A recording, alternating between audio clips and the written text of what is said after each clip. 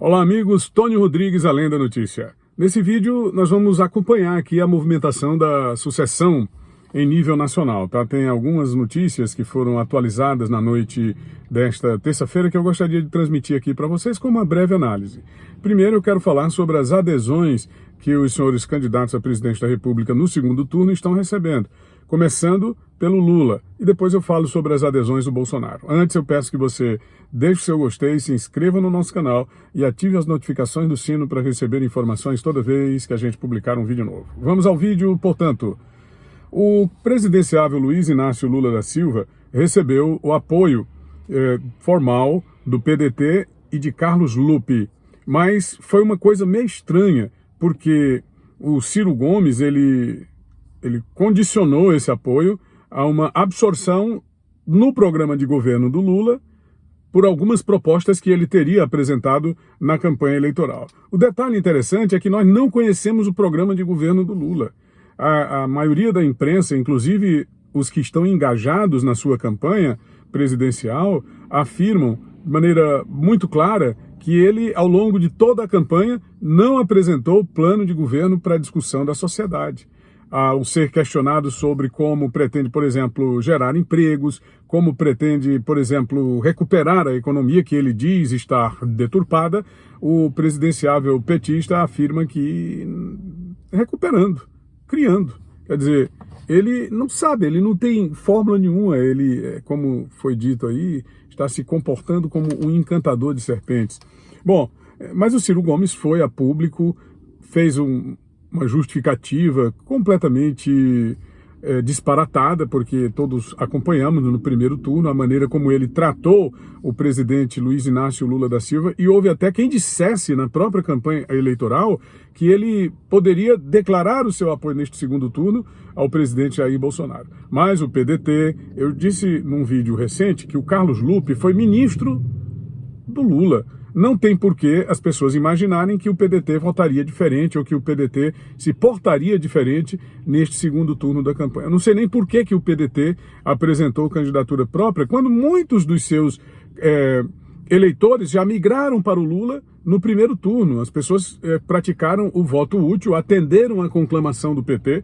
O único que manteve a candidatura, segundo ele, contra tudo e contra todos, sobre paus e pedras, foi o próprio Ciro, porque lideranças socialistas internacionais chegaram a procurá-lo para que ele desistisse de ser candidato, para que ele desistisse da sua candidatura e já no primeiro turno declarasse o voto em Luiz Inácio Lula da Silva. Ele teimou, bateu o pé, disse que não ia declarar, etc e tal, porque não podia concordar com o modelo representado e preconizado pelo Lula, e agora o que a gente vê é que ele não apenas concorda, mas...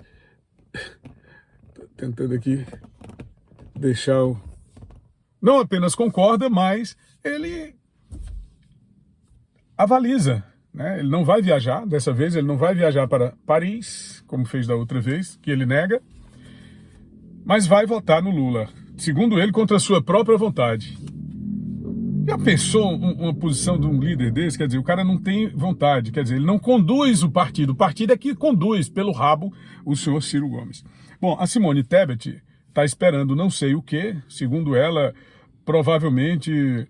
reunião da Executiva Nacional do MDB, que no primeiro turno também já votou em grande parte, embora ela tenha sido muito bem votada, mas em grande parte o seu próprio partido já votou no Lula. Portanto, esses são apoios que não têm muita significação, porque são apoios que o Lula já teve no primeiro turno. Quanto à candidata Soraya Tronic, a sua manifestação foi a seguinte: nenhum desses canalhas merece o meu voto. Ela dispensou, diz que não vai participar da campanha do segundo turno. O Dória, ex-governador de São Paulo, que renunciou ao governo pensando em ser candidato, também manifestou que não vai apoiar ninguém. Eu já tinha até dado baixa no Dória, de repente ele aparece com essa, né? Diz, olha, eu não vou apoiar ninguém nesse segundo turno da eleição, eu vou ficar neutro. Ninguém estava perguntando, eu pelo menos não perguntei. Ele se manifesta com essa afirmação. Bom, nós temos aqui também o Cidadania, o senhor Roberto Freire, que é uma liderança nacional, é o antigo Partido Comunista Brasileiro, depois se transformou no PPS, Partido Popular Socialista, que posteriormente foi transformado em Cidadania. quer dizer, o que nós estamos vendo aqui é uma união das esquerdas. O PDT é um partido de concepção esquerdista, foi fundado pelo Leonel Brizola em 1980, com o objetivo de representar a esquerda brasileira contra o regime militar. E o Cidadania é um partido antigo, foi criado ainda aos tempos do Estado Novo para personificar a oposição ao regime do Getúlio Vargas. Mas é um partido comunista, é um partido de feição comunista. Então os comunistas se unem contra o presidente Jair Bolsonaro, e essa é uma demonstração muito clara do que está acontecendo agora neste segundo turno. São 4 semanas, não é isso? Até o dia 30 de outubro. Os apoios que o presidente Jair Bolsonaro recebeu, e nós mostramos num vídeo aqui no canal já a manifestação do governador de São Paulo, Rodrigo Garcia, que é do PSDB. Ele desafiou o coro dos descontentes do seu partido e disse que vai apoiar sim o presidente Jair Bolsonaro, que vai apoiar sim o ex-ministro Tarcísio de Freitas, que lidera a corrida presidencial em segundo turno no estado de São Paulo. Interessante é que a mídia, o consórcio de imprensa do Brasil, que é claramente a favor de Luiz Inácio Lula da Silva, já havia até colocado uma matéria dizendo que o Tarcísio de Freitas atacou, disse que não aceitaria o Rodrigo Garcia em seu palanque. Eu acho que, eu não sei, porque eu não tive a oportunidade de detalhar uma notícia dessa. Quando eu vejo um negócio desse, eu fico logo assim pensando, por que alguém que está numa disputa super acirrada, como é a disputa eleitoral no estado de São Paulo, que está como candidato, rejeitaria o voto, e principalmente o voto qualificado de um governador? Ninguém rejeita voto estando em campanha eleitoral. Todos os votos são bem-vindos. Até porque o voto, ele é uma questão pessoal. Cada pessoa escolhe o seu próprio candidato. E o próprio candidato não pode interferir na escolha pessoal de ninguém, porque a pessoa vota em quem quer.